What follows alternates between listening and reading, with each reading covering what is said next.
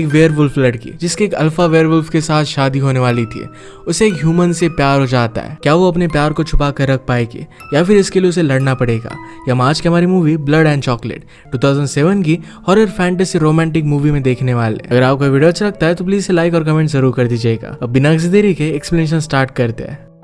Movie start होती है और हमारी मेन कैरेक्टर विवियन हमसे कहती है कि हर एक का बचपन बहुत ही ब्यूटीफुल होता है, पर उसका बचपन वैसा नहीं था।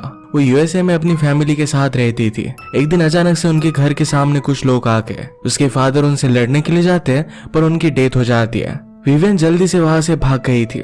इस अटैक में उसकी पूरी फैमिली की डेथ हो गई थी, सिर्फ वही बची थी। इसके बाद 10 साल बीत चुके हैं और विवियन एक अलग कंट्री जिसका नाम है रोमानिया, वहां पर अब रह रही है। आजकल वो अपनी एंट एस्टेड के साथ रह रही है। उसे कहती कि आजकल तुम हमेशा भागती रहती हो, क्या पता अब तुम्हें उसकी जरूरत पड़ जाए। उन सब का एक बॉस था जिसका नाम है गैब्रियल। गैब्रियल की पहली वाइफ एस्टेड थी, पर अब उसे न्यू वाइफ चाहिए थी और ये विवियन बनेगी। एक अजीब सा कस्टम है और ऐसा क्यों है इसके बारे में मैं आपको आगे बताऊंगा। विवियन को इस तरीके से रूल्स के अकॉर्डिंग जीना अच्छा नहीं लगता। एस्टेड ने उसे समझाया जब मैं 19 ईयर्स की थी तो वो प्रेग्नेंट हो गई थी। ये रूल्स ही है जो हमें बचा कर रखते हैं। तुम्हारे पेरेंट्स भी चाहते थे कि तुम सेफ रहो और इसी वजह से तुम यहाँ पर हो। रात में विवियन अपने कजन्स के साथ एक अंडरग्राउंड क्लब में आती है। उसके कजन का नाम है राफे। राफे गैब्रियल और एस्टेड का बेटा है। उसे यहाँ पर एक लड़की पसंद आती है, वो भी उसके लिए डांस कर रही थी। वो उसके करीब आ रही थी तो राफे उसके पास जाकर उसे टच करने की कोशिश करता है। उस लड़की ने गुस्से में उसे झटक दिया। इस बात से राफे बहुत ही अपसेट हो गया। विवियन उसका मजाक लेती है,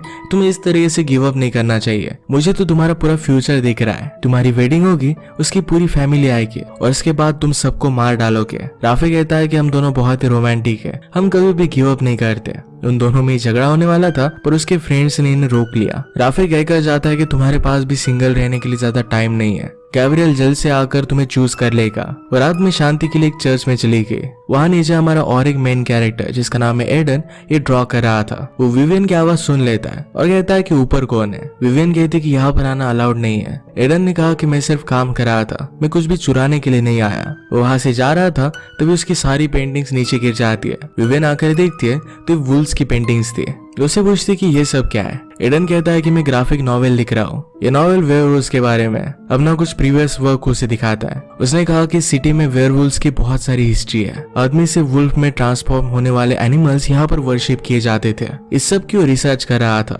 वो विवियन का नाम पूछता है पर विवियन उसे कुछ भी ना बताते हुए वहां से चली जाती है। जिस लड़की की राफे ने बेइज्जती की थी अपने फ्रेंड्स के साथ, उसका पीछा करने लग जाता है। वो बहुत ही ज्यादा डर गई थी और वहां से भागने लग जाती है। रास्ते में उसे विवियन दिख गई और उसे वो बचा लेती है। विवियन ने कहा कि तुम्हें लॉस पता है, इस तरीके से अकेले से तुम शिकार नहीं कर सकते। अगर तुम कभी भी कुछ भी करने लग गए तो हमें लोग जीने नहीं देंगे। राफे कहता है कि सिर्फ हम मजाक कर रहे थे, हम कुछ भी करने नहीं वाले थे। विवियन घर पर आए तो गैब्रियल उसका वेट कर रहा था। वो उससे पूछता है कि क्या तुम मुझसे डरती हो। विवियन ने कहा कि मैं तुमसे नहीं डरती। गैब्रियल कहता है कि हमारे कुछ रूल्स है, हर 7 साल के बाद हमें वाइफ चेंज करनी होती है। कुछ प्रोफेसीज है जिसमें लिखा है कि तुम जैसी लड़की हम सबको लीड करेगी, तुम्हें अब मेरा बन जाना चाहिए। हमारी ट्रेडिशन के अनुसार चलना सबके लिए बेनिफिशियल होगा। तुम्हारे पेरेंट्स ने नहीं माना और उनकी डेथ हो गई। हम यहाँ पर सब लोग एक दूसरे का ख्याल रखते हैं। विवियन ने कहा कि जिस तरीके से तुमने एस्टेड को छोड़ दिया तुम वैसे मुझे भी छोड़ दोगे, इसी वजह से उसकी वाइफ वो नहीं बनना चाहती थी। गैब्रियल कहता है कि तुम ऑर्डिनरी नहीं हो, तुम कुछ अलग हो, तुम्हारा हाल उसके जैसा नहीं होगा।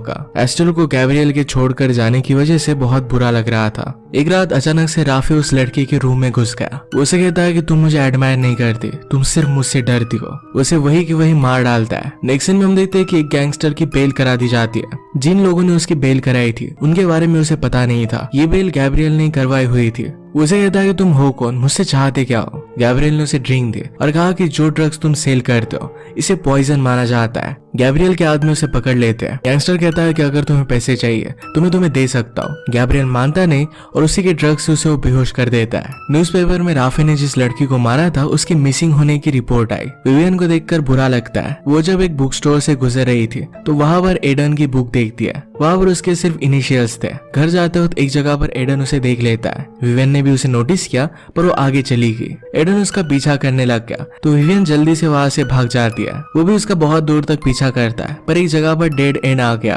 विवियन अपने पावर्स को यूज करती है और वो ऊपर चढ़ गई। ऊपर से जिस बेकरी में वो काम करती थी उस बेकरी की एक रिबन नीचे गिर जाती है। रात में विवियन की फैमिली में सब लोग बहुत ही एक्साइटेड थे क्योंकि एक इवेंट पर वो जा रहे थे। यहाँ पर उनके जैसे बहुत सारे लोगों को बुलाया गया था। कल गैब्रियल ने जिस गैंगस्टर को अरेस्ट किया है उसे भी यहाँ पर लाया जाता है। गैब्रियल ने कहा कि आज फुल मून है, जैसा हम हमेशा से सदियों से करते आ रहे हैं वही सब आज हम करने वाले। इस आदमी की हम हंट करेंगे।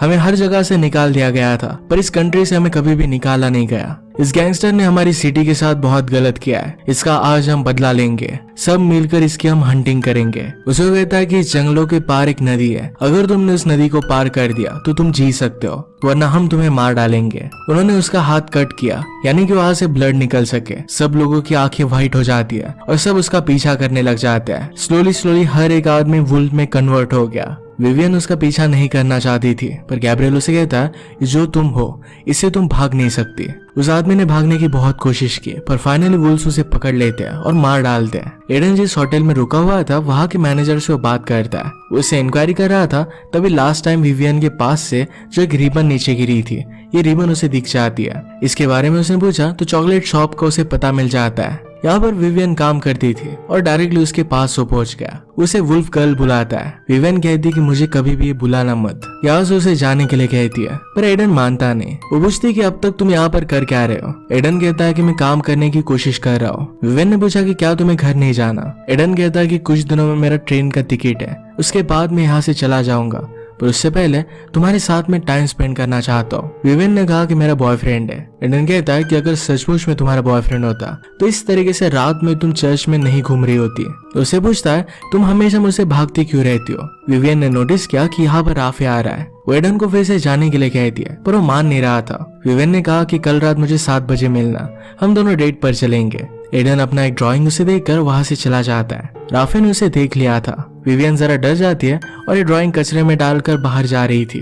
राफे ड्राइंग ले लेता है। इस ड्राइंग में एडन ने विवियन को वुल्फ्स के साथ ड्रॉ किया था। राफे को कहती कि उसे कुछ भी पता नहीं है। राफे ने कहा कि अगर तुम उसे डेट करना चाहती हो तो आराम से कर सकती हो पर उसे हमारी सीक्रेट पता नहीं चलनी चाहिए। ये नॉर्मल ह्यूमंस हमेशा हमारी फीलिंग्स के साथ खेलते रहते हैं। विवियन ने कहा कि तुम्हें उस लड़की को मारना नहीं चाहिए था, अगर किसी को पता चला तो बहुत ही बड़े ट्रबल में आ जाएगा। उस लड़की के बारे में गैब्रियल को भी पता चलता है। उसने राफे से पूछा कि क्या तुम अपने फ्रेंड्स के साथ हंटिंग कर रहे हो। राफे इसके लिए मना करता है। गैब्रियल कहता है कि तुम मेरे बेटे हो पर अगर तुमने रूल्स तोड़े तो मैं सारी चीजें भूल जाऊंगा। अगर तुम्हारे बारे में और कुछ मुझे पता चला तो मुझे तुम्हें मारना पड़ेगा। अगली शाम विवियन एडन से मिलने के लिए गई। एडन उसे पूछता है कि तुम इस कंट्री में क्यों हो। विवियन कहती कि यहाँ पर मैं आन के पास रहती हूँ, उसके फादर की बचपन में डेथ हो गई थी। विवियन ने पूछा कि तुम यहाँ पर क्या कर रहे हो, जो भी बुक्स तुमने पब्लिश की है उस पर तुमने अपना नाम नहीं डाला। एडन इसके बारे में उसे बताना नहीं चाहता था। विवियन उसे पूछती है कि तुम्हारी स्टोरीज कैसी चल रही है। एडन कहता है कि सिटी बहुत ही ब्यूटीफुल है, यहाँ पर वेयरवुल्व्स के बारे में बहुत सारी इन्फॉर्मेशन है। लोगों को लगता है कि वो लोग सिर्फ फुल मून पे वुल्फ बन सकते हैं पर ऐसा कुछ भी नहीं है। वो जब चाहे तब वुल्फ में कन्वर्ट हो सकते हैं, जो उसे बहुत ही ब्यूटीफुल लगता है। उसे ये भी पता चला था कि वुल्फ को मारने के लिए उसे सिल्वर या फिर फायर को यूज करना पड़ेगा। अगर उन्हें कोई चोट देता है तो उनकी आंखें व्हाइट हो जाती है। उसे फिर एक बहुत ही अच्छे से रेस्टोरेंट पर लेकर आया पर वो बंद हो चुका था। उसे रूफटॉप से पूरी सिटी देखनी थी तो विवियन कहती है कि मुझे एक प्लेस पता है। ये एक प्राइवेट बिल्डिंग थी पर फिर भी उसे लेकर आती है। सबसे छुपते छुपाते एक बहुत ही ब्यूटीफुल से स्पॉट पर वो आ गए। उसे कहती कि वेयरवुल्व्स का कैसल हुआ करता था, उनकी एक प्रिंसेस थी, उसकी डेथ के बाद ये अबैंडन्ड है। एडन कहता है कि कभी कभी मुझे लगता है कि मुझसे तुम बहुत सारी चीजें छुपा रही हो। विवियन ने कहा कि मेरी फैमिली बहुत ही स्ट्रिक्ट है, मैं कहाँ जाती हूँ क्या करती हूँ इस सब की मुझे बहुत रिस्ट्रिक्शंस है। एडन ने कहा कि ये लाइफ तुम्हारी है, तुम्हें इसके डिसीजन लेने चाहिए। उसे अपने बचपन का इंसिडेंट सुनाता है। उसके फादर आर्मी में थे पर जब वो वापस आए तो एक एडिक्ट बन चुके थे।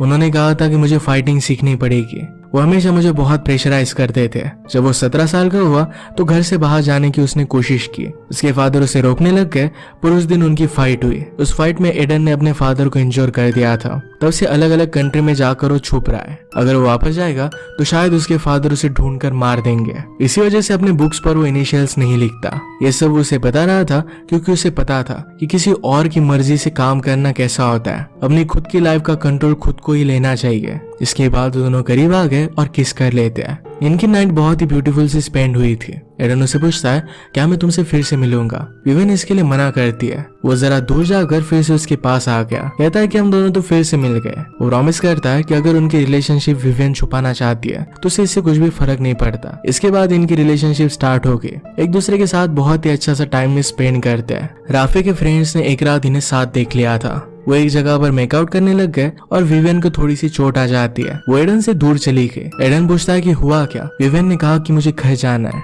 उसी मोमेंट पर राफे वहां पर आ जाता है। वो एडन से कहता है कि तुम्हें विवियन से जरा दूर रहना चाहिए। इसकी शादी किसी और के साथ होने वाली है, तुम इसमें नहीं आ सकते। अगर तुम उसके और भी करीब आ गए तो तुम्हें पूरी तरीके से बर्बाद कर देगी।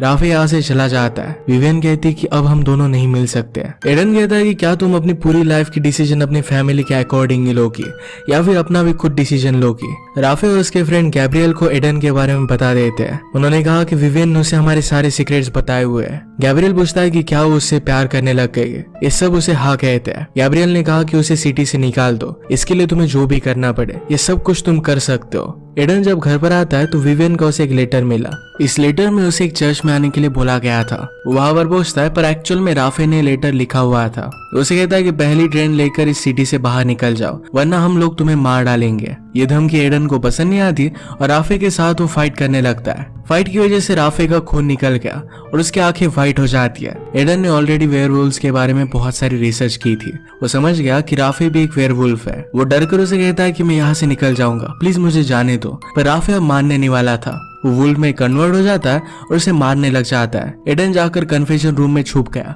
राफे इसे भी तोड़ देता है और उसके चेस्ट पर उसने हमला किया। एडन के चेस्ट पर सिल्वर से बना हुआ एक नेकलेस था। इसे टच करने की वजह से राफे को इंजरी होने लग गई थी। एडन समझ गया कि सिल्वर वेयरवुल्फ के लिए बहुत ही डेंजरस है। वो अपना नेकलेस उठाता है और राफे पर हमला कर देता है। वो दोनों ऊपर से नीचे गिरे थे और इस नेकलेस की वजह से राफे की डेथ हो जाती है। एडन जल्दी से वहां से निकल जाता है। रात में सब लोग क्लब में आए हुए थे। गैब्रियल विवियन को देखकर उसके पास जा रहा था पर एस्ट्रिड उसे रोक लेती है। कहती कि जैसे हम टाइम बिताया करते थे, प्लीज आज रात भी मेरे साथ वैसा टाइम स्पेंड करो। गैब्रियल को अब उसमें कोई भी इंटरेस्ट नहीं था। विवियन क्लब से बाहर निकली तो एक एली में एडन पड़ा था। वो बहुत ही डिस्टर्ब हो गया था। वो कहता है कि मुझे राफे के बारे में पता है। उसने अपना सिल्वर नेकलेस निकाल लिया और वो विवियन को लेने के लिए कहता है। एडन सब कुछ समझ गया। विवियन उसे कहती है मैं सिर्फ तुम्हें बचाना चाहती थी, प्लीज टाउन से निकल जाओ, अगर तुम उन्हें मिल जाते हो तो तुम्हें मार डालेंगे। एडन कहता है कि मर्डर साइट पर मेरे फिंगरप्रिंट्स वगैरह सब कुछ मिल जाएगा। अब मेरी लाइफ बर्बाद हो चुकी है। तुम अगर मेरे लिए सचमुच में केयर करती तो कभी मेरे पास आती ही नहीं। क्लब से कुछ लोग बाहर निकले तो एडन डर कर वहां से चला जाता है। उसने एक होटल से सिल्वर के चाकू वगैरह उठा लिए। पैरेलल में गैब्रियल को राफे की डेथ के बारे में पता चलता है। उसे बहुत बुरा लगा। उसने एस्ट्रिड को इसके बारे में बताया तो बहुत ही अफेक्टेड थी। वो कहता है कि हम उसका बदला लेंगे। एडन स्टेशन पर जाकर ट्रेन का वेट कर रहा था तो दो लोग उसे अप्रोच करते हैं। उसे लग रहा था कि वो पुलिस है और वो गैब्रियल के आदमी थे। रात में एडन को उसी जगह पर लेकर जाया जाता है जहाँ पर उनके लोग हंट करते हैं। उसने कहा कि जिस तरीके से ह्यूमंस हमेशा हमारी शिकार करते आ रहे हैं उसी तरीके से एडन ने भी राफे को मार डाला था। वो एडन को रूल्स बताते हैं। गैब्रियल विवियन को लास्ट टाइम एडन को किस करने के लिए कहता है। उन्होंने एडन को कट किया, उसका सिल्वर नेकलेस निकाल लिया और उसे भागने के लिए कहते हैं। एडन जंगल से भागते भागते